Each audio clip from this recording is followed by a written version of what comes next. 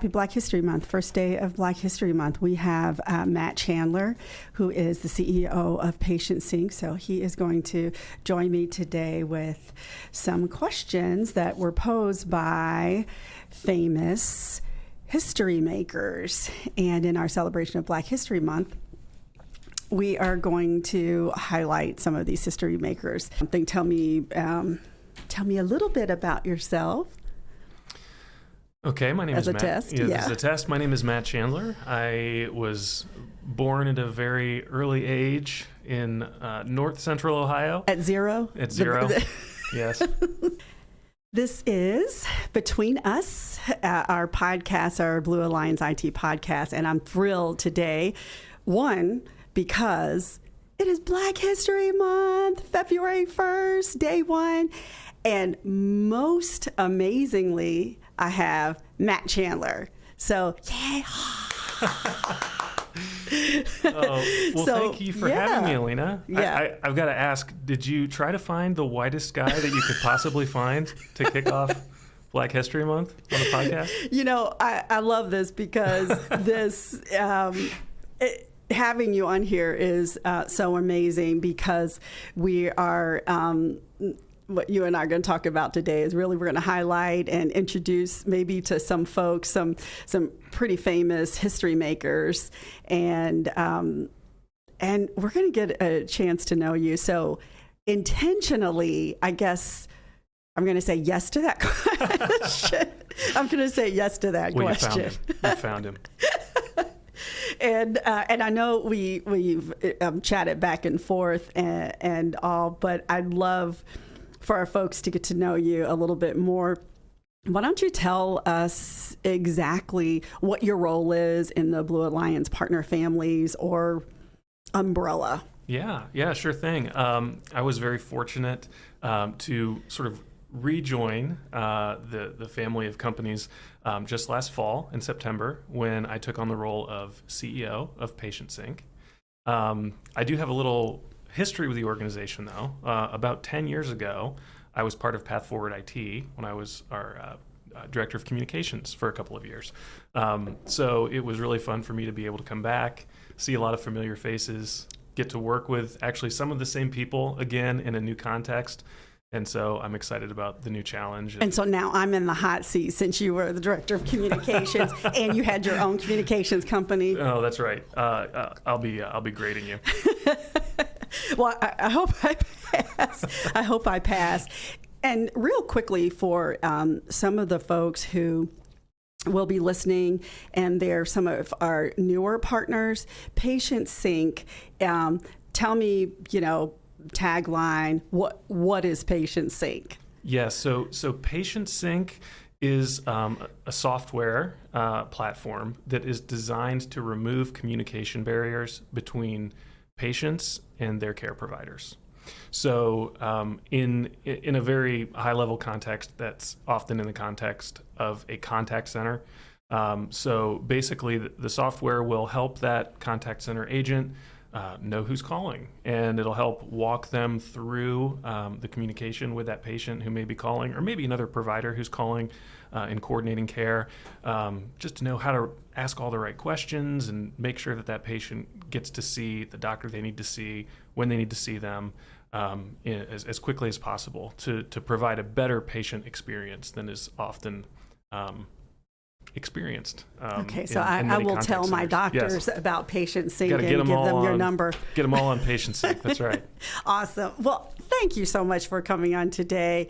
And I'd love to know, since, it is Black History Month, 28 days of just so much awesomeness in American history. Can you remember when you first knew about Black History Month and what that context was? Yeah, sure. I remember, early on, elementary school, there were always, in the month of February, we had, special lessons, and we read some biographies about a lot of individuals who, really made unique contributions to American history and to world history.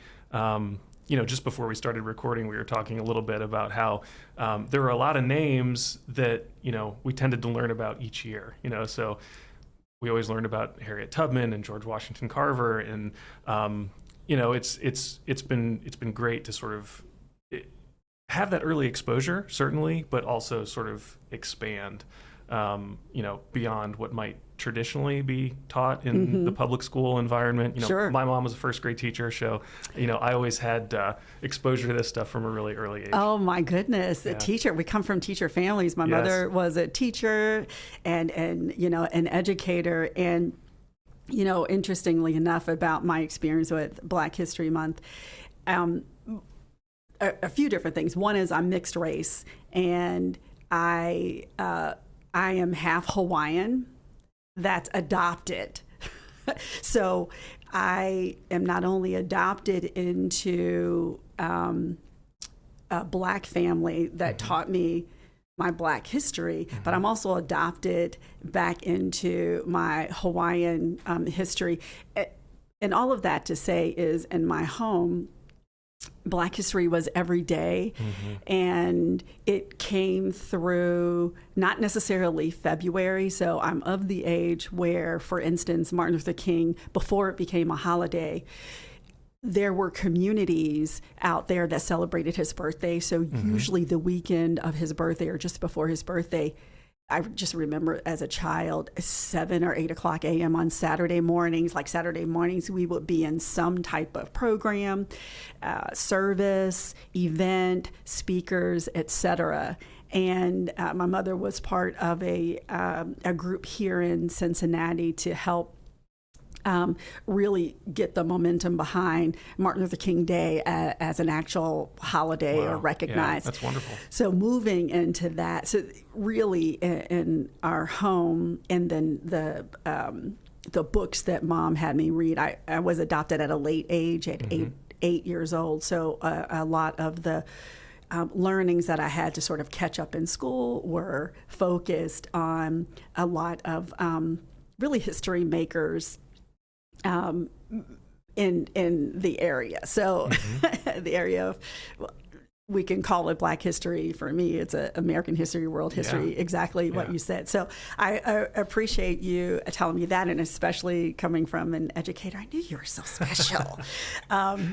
So a few of the questions, one of the questions I wanted to ask you is, which I love, it comes from a response that Neil deGrasse Tyson, an astrophysicist, responded to.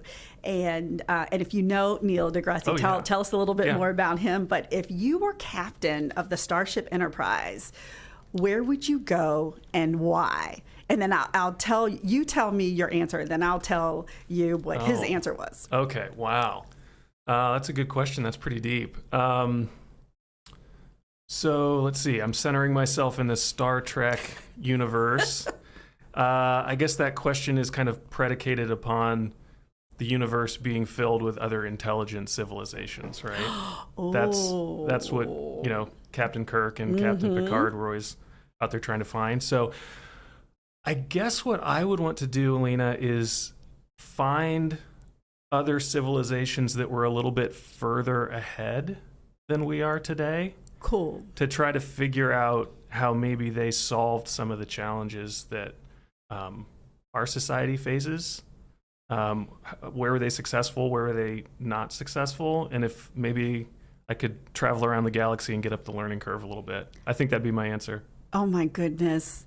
I'm talking to a straight A student that was in school. That's actually pretty cool. That's really, really cool. So let me reveal to you what Neil deGrasse said. He said he knows exactly. He wants to stick to his own galaxy. He wants to know his own backyard first and take a tour around the hood, for instance, and those are his words, which takes about 200 million years and one trip just around our galaxy. So it's... Wow. Well, I love his brain. You ask an astrophysicist that question and you can pretty much guarantee they've already thought about it. I love him. That's exactly right. Well, I think that I think you two should meet because I think he may agree with you on your answer. Oh, cool. So the next up is my Shiro. And a little known fact about me, I actually I train dance teachers, choreograph, and for Cincinnati and Nashville ballets. Awesome. And for their adult division. And so one of my personal heroes is Debbie Allen. Oh, and Fame. And I recently saw an interview with her on Jennifer Hudson's show. I did not know this about Debbie Allen, that she had taken the reins from Shonda Rhimes, who many of you may know her. Shonda Rhimes created Grey's Anatomy. She's certainly the brainchild around Bridgerton. And when Debbie Allen took over that, she had told Jennifer Hudson in this interview that, at the time and growing up, I was the only one. The only female, the only Black dancer. I wasn't even allowed entrance into a dance academy. And, she's had quite an illustrious career. And one of the things she said, that just as a young woman by myself, there was no one to really look up to. And so I made it a point of hiring at least 50% female or people of color. And basically, when you get there, if you can do anything, bring others with you. And that really struck me. And since you are not only, the head and the leader of your organization, how do you, as a leader, even in your past roles, how do you bring others along with you? Oh, that's a great question. And by the way, I am familiar with Debbie Allen. Oh, okay. My daughters are all ballet dancers. So yeah, I'm a little bit well versed in the dance you world. Are. Okay. Yeah, not a dancer myself, but no, I love that, and I think that one of the things I love about what you just shared is that I don't believe that what Debbie Allen was trying to do was surround herself with more people who looked like her.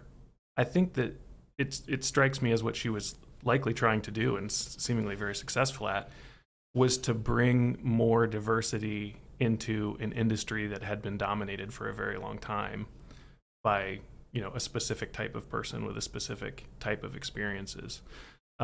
So I think that's great. And as she gained success, as any of us gain success, I think what tends to come along with that is that we gain influence. We gain absolutely the power to affect the kinds of changes that we hope to see in the world. And so she was in a great position to be able to do that. To be the change that you want to see in the world. Absolutely. Yeah, that's right. So I think that as I have had small measures of success in various ways, I know that it's never been the result purely of my own efforts. I think success happens in the context of a team. And I think that having a diversity of perspectives is incredibly important to success, not only in business, but success in life and success in relationships. So I think that, from a practical standpoint, that could look like seeking out either for counsel or for hire, people who come from different backgrounds and have a different set of experiences, because those experiences and perspectives just bring new perspective to the table. So again, in the context of a business, you're creating a better product when you have a more well-rounded set of experiences informing the development of that product or that service. And so, it could look like hiring. It could also just look like finding mentorship and being willing to slot yourself under someone with a different set of experiences than you've had personally, and to learn from them and to follow their leadership. And I really agree with you. I'm thinking of you, you're heading a software development company, and one of the earliest sort of analogies for me in terms of diversifying perspectives, but also experiences was in the industry where we have no touch faucets. So you have to look at, you have to wave your hand. And so one of the things that... And it works half the time. Yeah, right. It works half the time. And one of the things that was so profound for me was they didn't get it right for a long time, because what was happening is folks with darker skin tones were not activating the no touch, right? Yeah. Because all of the scientists, all of the engineers, all of the tests were on folks that had lighter skin tones, actually whiter skin tones. And so it didn't even occur to anyone until at one point they started digging into the data. And so now that technology has changed, right? And that's what I'm thinking. So talking about something practical, it can be as practical as understanding your product, who your not only your current users or clients are, but prospective. That's right. Right? So it can go all the way through. So I think that's pretty cool. That I don't think it's cool that you don't know how to pirouette. I think it's pretty cool that you understand Debbie You want Allen. me to get up and do it right now? Is this going to be on YouTube? So I want your daughters in here to teach you 1, 2, 3. So on the vein of arts, I love Jordan Peele. Do you know who Jordan Peele is? Oh yeah, Key&Peele, of course. Okay. Look at this. Man. I miss Key&Peele, although they're both doing their like separate, things now, but they were brilliant together. And Jordan Peele is literally the it guy for horror film. And actually there was, and for those who are listening, we're going to put links to some really hopefully some entertaining information with all of these folks. But Jordan, one of the links will be an interview. I think he's got like this crazy, amazing intellect and history of like literally the genre of horror. Oh yeah, yeah. And I saw an interview with him, which will be one of the links, of him talking about not only the genre with like famous films, but particularly in Candyman. So for some of you, I loved and was scared to death of I think it was in the 90s, maybe the first Candyman, right? And then he, I think a couple of years ago came out. And one of the questions, like this is like one of the most profound things that I want to hear from you today is if he were assembling an Avenger-style crew of villains, he'd have Freddy, Candyman, one of the silver balls from Phantasm, Chucky, and the Graboids from Tremors. So that's his like Avengers of villains, right? That is terrifying to even think about that. I'm just laughing because he actually liked Tremors. So who would be on your list? Villains. Yeah, villains. Okay. Avenger style too.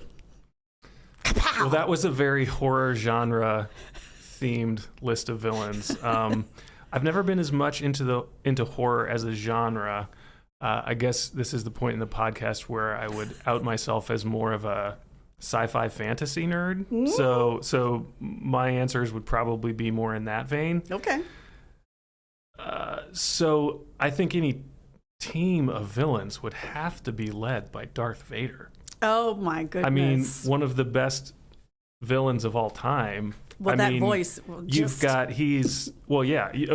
course, there's the James Earl Jones voice. You just got to do the voice. But he is also a force-wielding former Jedi master.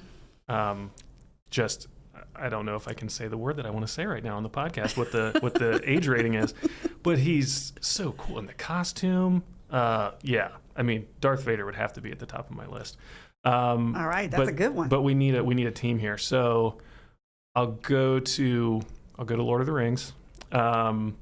Yes. Oh, Sauron. Look at that. I mean, he's the titular character. Sauron was the Lord of the Rings. He forged the rings of power. He sure did.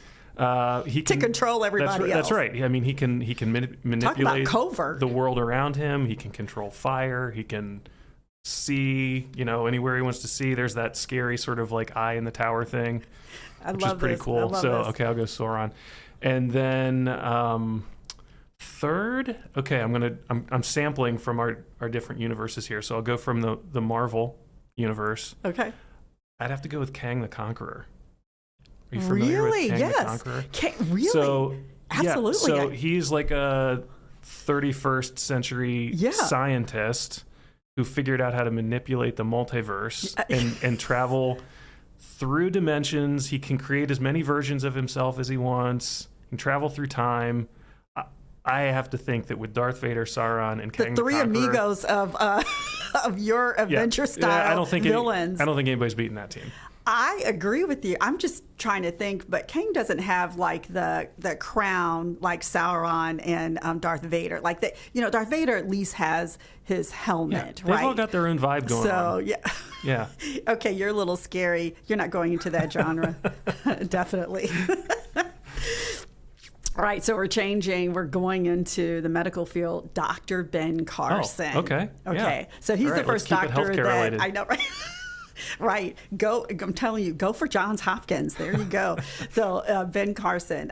Growing up, my mother bought his book. We had a VHS tapes. So I grew up with Beta. Okay. I'm sure people don't know what that is. It was a superior technology to VHS. It actually was, to VHS. And first doctor to separate a pair of Siamese twins. So here's what's really blew me away.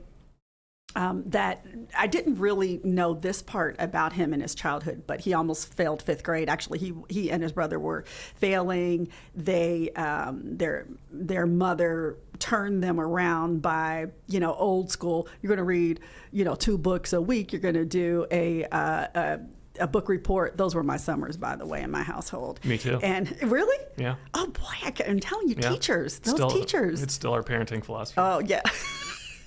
And so he actually turned himself around. What happened one day was teacher had a rock collection, and he was known for not knowing things because he wasn't a great reader, but he remembered he was able to name all the rocks in the rock collection because of a book that his mother made him read. And he said that it was really at that moment that he realized. He said, I wasn't stupid, which, the first doctor to separate Siamese twins that has that in his, history. And he just continued to amaze everyone around him because within 1 year, he became the top of his class. And he amazed himself. He amazed his teacher. He amazed his classmates. What was a moment, if you can select one, where you amazed yourself? So this is really you about talking about yourself, and we are someone that we don't typically laud ourselves. So I'd love for you to think about what that means for you. What was that moment? Well, I'm not sure if I'd say I amazed myself, but I think maybe the first time that I really surprised myself, when I really got out of my comfort zone, for probably maybe the first time in my life, was when I was in college. I had the very good fortune to be able to study abroad when you're in college. And so as a 19-year-old kid, whatever I was at the time, That's cool. I found myself living on my own in Europe, in Luxembourg, actually. Great little country, in case you ever get the chance to visit. What's the language? French? No. French, Is German, it French or German? Luxembourgish. They speak them all. In fact, I was told, oh, don't worry, when you move there, Luxembourg's a very well-educated country. It's the finance capital of Europe. Everyone speaks English. Guess what? The host family that I lived with didn't speak a word of English. And that was part of the reason that I was so far out of my comfort zone there for a while. My host father was Italian. My host mother was Romanian. Wow. The most I had was a few years of high school Spanish, which is, kind of similar to Italian. So for the first few days, I just did my best with, rudimentary Spanish and my Italian host father. But no, I made it a point every morning that semester to wake up and memorize at least a couple of phrases in my French English dictionary, and then try to use them that day. So I actually became quite proficient. I wouldn't say fluent, but quite proficient in French over the course of my time there, all of which I've forgotten, by the way. So, your mother must have been so proud of you. 2 phrases a day. That's a big deal, actually. well, yeah, I've always enjoyed learning languages, but you have to just do it. Like, you have to just try to learn something and then utilize it immediately, or it doesn't stick. At least that's what I found for me. Yeah, I agree. But I'm there with you. Also over the course of that time, this was before the Euro. This was before having mobile phones. So I didn't have any way to translate. I didn't have Google Maps on my phone. You had to do it on your own in the moment. Paper train schedules, changing currency. Every time I wrong went bus, to different wrong place. train, Oh, turn my around, gosh. and get off at the next stop. Yeah. So that I think I surprised myself in that experience by just realizing, like, oh, I can do this. I can figure it out. I grew up in a small town in rural Ohio. Wow. And so just being in a very different environment really was very stretching. And I think that, we only really grow when we're in, when we stretch ourselves to be outside of our comfort zone. And I think that was probably the first time that I was outside my comfort zone. And as a result, I surprised myself. I made it. I'm here today. Well, I'm amazed at you. I'm amazed at you. Bonjour, comment allez-vous? That's about the best. Okay, so now we're moving into literature. We're moving into great. Walter Mosley. And again, I'm not quite sure. I'm doing this horror theme. He's an author, horror. He's actually lauded by Stephen King, who is considered the king of horror. And he, in his introduction to giving an award, a literary award to Stephen King, he was talking about Stephen King's characters and really Stephen King's ability to bring the everyday person in. So not the great stories of generals or even selected history lessons, but what Stephen King did, and these are his words, that it's a story about looking in the mirror and seeing something that no one else sees. It's a story about everyday people finding heroes in their own hearts or maybe next door. So those are Walter Mosley's words about Stephen King. And I would ask you, who are your everyday heroes? Oh, boy. It's a great question. I love that we're into literature now because it makes me think of a pretty well-known concept called the hero's journey. You familiar with this notion? I am, but tell me more. Tell us. It's a very well-known construct in literature and in film, and it essentially boils down to your hero is someone who wants something and faces a conflict that they have to overcome in order to get it. And so there's a little bit more to it than that, but that's the gist of it. And there's all great stories kind of have that arc to it. So I always like to try to think about, like, well, what makes a hero then? I think for me, first and foremost, a hero would be someone who is in service to others. You think of any Right great story on. where you've got a hero, they're always trying to, Save the day. help other people, save the day. Exactly. So I think it would have to be someone who's serving others and not just themselves. There's no great heroes. So basically the antithesis of your Avengers style There you team go. of villains. Yeah, that's right. They are self-serving. You're asking me about heroes now, right? Yeah, I would also think that everyday heroes are people who they're taking risks. They sure are. Yeah, if you're not really risking anything, like, what is there to gain, right? So I'd have to think about it along those lines as well. So, gosh, that's such a good question. One person who comes to mind is a friend of mine, actually, my friend Chuck, who just a few years ago, in the midst of all of the heightened racial unrest that we were, experiencing as a country, he was really, I think, burdened by that. Like, he saw a problem in the world that he wanted to address somehow in the ways that maybe he could. And he took a risk. He stepped out of a relatively comfortable situation by most accounts, and started something new. And this sort of started as a conversational based movement, but he's formed an organization called Undivided, which is really all about, I would say, racial justice and racial solidarity, which is, the way he likes to phrase it, which I really love. And they're doing great work. They're doing this with businesses. They're doing this in a more personal context. And it's an approach. My wife and I have done this together. Actually, we've gone through. It's basically like a 6-week facilitated program through Undivided, and we just found it to be just really eye-opening and really encouraging. Formed a lot of great relationships in the midst of it. So I think that's heroic work. That's important work. There's something wrong in the world. There's something broken. I want to do something about it. I'm going to take a risk, and I'm going to do it in service to others. And that was a big risk. You said something that you and your wife had gone through that journey, the Undivided journey. Those 4 to 6 weeks, I was one of the first cohort of leaders. Oh, you were?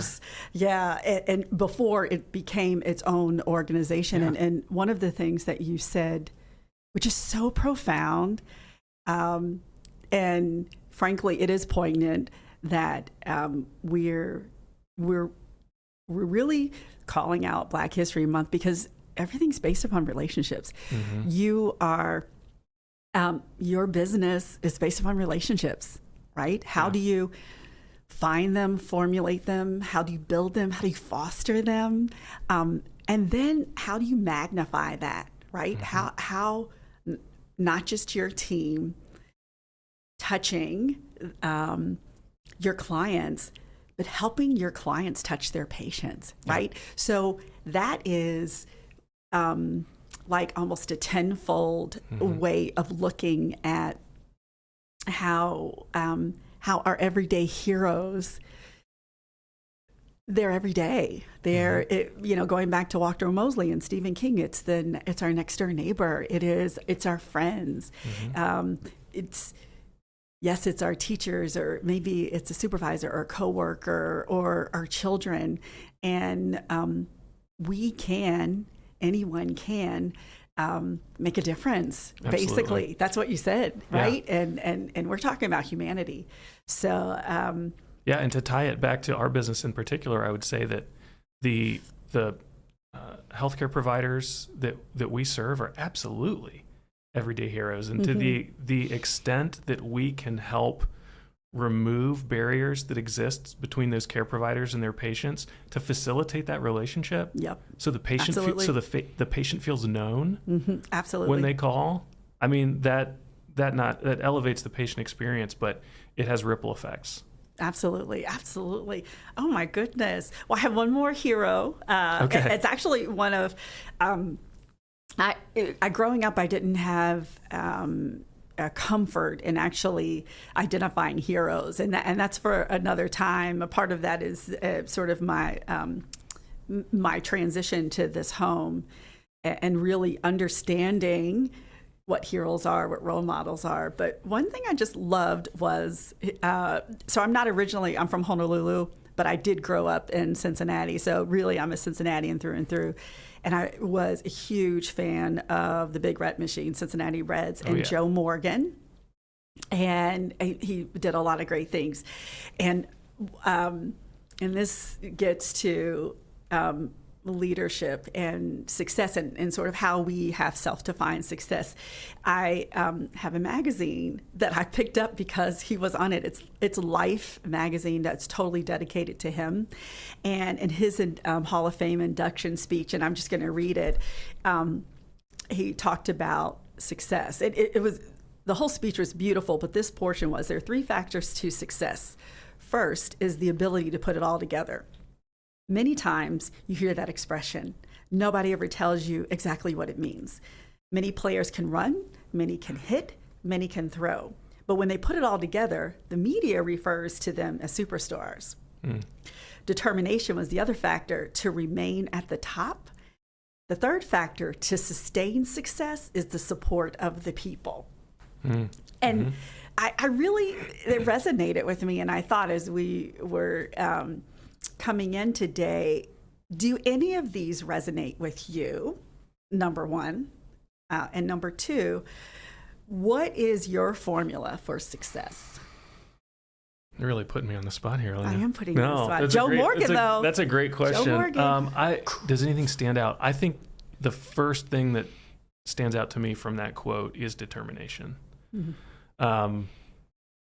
might have heard this phrase. It's one that I love. I tell my kids this all the time. It's kind of cliche maybe, but it's that hard work beats talent when talent doesn't work hard. I know that's right. You can be the most talented person in the world, but if you aren't putting in the work and aren't dedicated to that work, you're not ultimately going to be successful, and you're not going to lead anybody. I don't think people want to follow a leader just because they're talented. They want to see dedication. So that's the first thing that stands out to me. The last thing you mentioned was about support of the people. That stands out to me as well because, a leader doesn't exist in isolation. You're only a leader if people are following you. And closely related to that is I think that success rarely happens individually. Like success always happens in the context of team. Like you can be a superstar and be able to put all the, hit and run and, everything else. But that might define a superstar, but superstars don't win championships. Teams win championships. That goes back to that relationship, I think. That's right. How are you relating to the folks around you? Yeah. I feel like I'm spouting cliches now. I don't know if you've ever heard this one, but another phrase that I've always loved is that if you want to go fast, go alone. If you want to go far, go together. And so I think that speaks to that notion of the support of the people. Not just looking to see what you can get from the other people, but how can you succeed as a team? Wow. So, I dropping guess some knowledge there. If I had to turn that into a formula for success, I would say you got to do work that you think matters. You got to be dedicated to it, and you have to pursue that work in the midst of community. Matter, dedicated, and community. I'm going to pull those 3 keywords out. All right. Right? Oh, wow. Well, Matt, I am thrilled that we got a chance to kick off Black History Month, talk really about what we are interested in, a little bit of fun. And, between us, this gives us a jumping off point to get to know each other more, have the folks get to know us more. Right. And I just appreciate your time and right on. So the next time we meet, I need a triple pirouette. I need to costume for your Avengers team. And then, I want to know what worlds you have gone to. Deal. As long as you do the same. Awesome. Thank you so much for today. Thank you, Alena. Appreciate the invitation. Did you say North Central? North Central Ohio. That's right. What's North Central Ohio? A lot of cornfields.